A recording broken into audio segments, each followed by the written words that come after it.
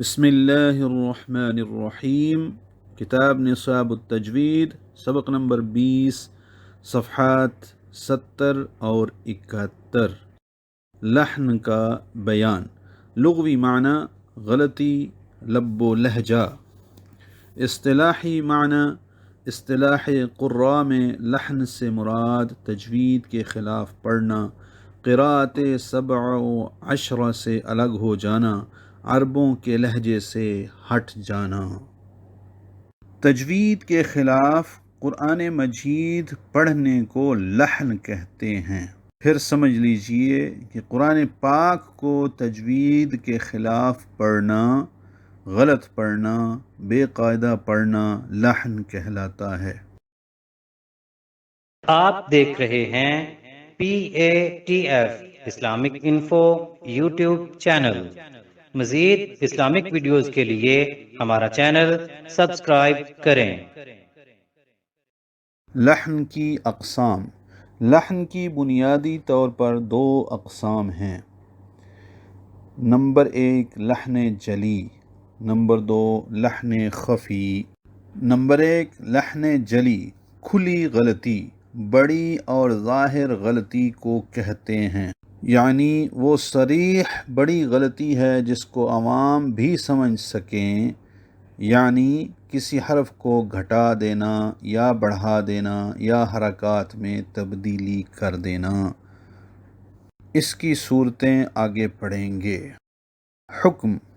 اعلیٰ حضرت امام احمد رضا خان علیہ رحمۃ الرحمن فتاوی بزازیہ کے حوالے سے فرماتے ہیں، ان اللحن حرام بلا خلاف، یعنی بے شک لحن جلی حرام ہے، اس میں کسی کو اختلاف نہیں۔ فتاوی رضویہ صفحہ 262۔ لحن جلی کی صورتیں۔ لحن جلی کی صورتیں بعض کتابوں میں 5، بعض میں 6، بعض میں 7 آئی ہیں۔ نمبر 1 ایک حرف کو دوسرے حرف سے بدل دینا، مثلا الحمد کو الحمد پڑھنا، یعنی ہا کی جگہ ہا پڑھنا، حرف کو حرف سے تبدیل کر دینا۔ نمبر 2 ساکن کو متحرک یا متحرک کو ساکن پڑھنا، خلقنا کو خلقنا پڑھنا، یعنی ساکن کو متحرک۔ ختم اللہ کو ختم اللہ پڑھنا، متحرک کو ساکن کر دینا۔ نمبر 3 حرکت کو حرکت سے بدل دینا، انعمتو کی جگہ انعمتا یا انعمتا کی جگہ انعمتو پڑھنا۔ نمبر 4 کسی حرف کو بڑھا دینا یا گھٹا دینا، فعل کو فعلا پڑھنا، یعنی بڑھانا۔ لم یولد کو لم یولد پڑھنا، یعنی گھٹانا۔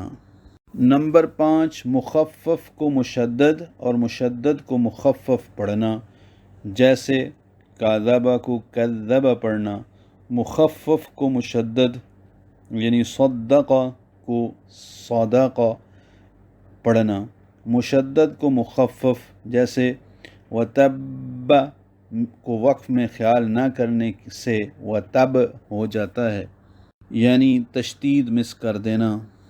نمبر 6 مد لازم اور مد متصل میں قصر کرنا، جیسے ضالن کو ضالن قصر سے پڑھنا، والسماء کو والسماء پڑھنا۔ نمبر 7 بھی نوٹ کر لیجئے، حرکات کو مجہول پڑھنا، جس طرح دیہاتی اور عجمی لوگ پڑھتے ہیں، جیسے الحمد کی جگہ الحمد للہ پڑھنا۔ اس قسم کی غلطیوں کو لحن جلی کہتے ہیں اور یہ حرام ہے۔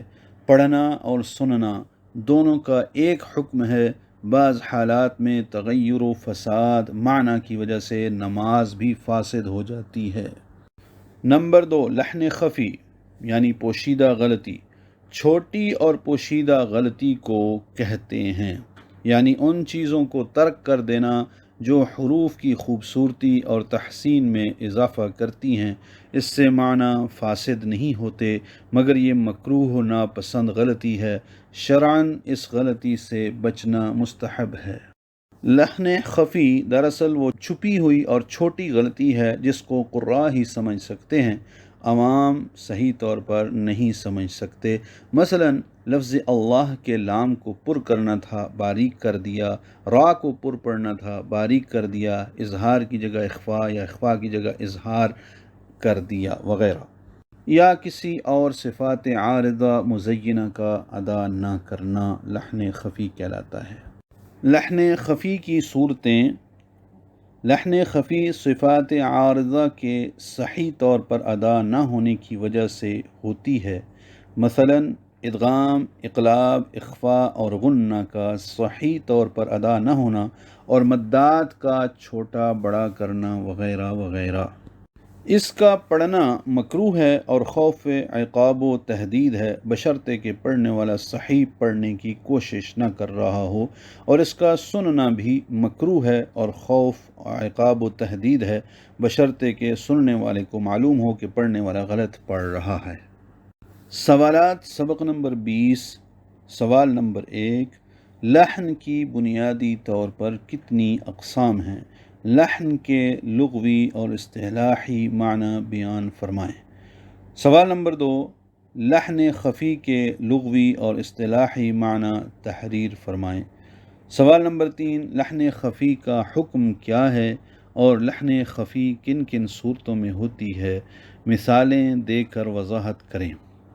سوال نمبر 4، لحن جلی کا لغوی اور اصطلاحی معنی بیان کریں، نیز اس کی کتنی صورتیں ہیں؟ مثال سے وضاحت فرمائیں۔ سوال نمبر 5، لحن جلی کا حکم بیان کریں۔ والسلام علیکم ورحمۃ اللہ تعالی وبرکاتہ۔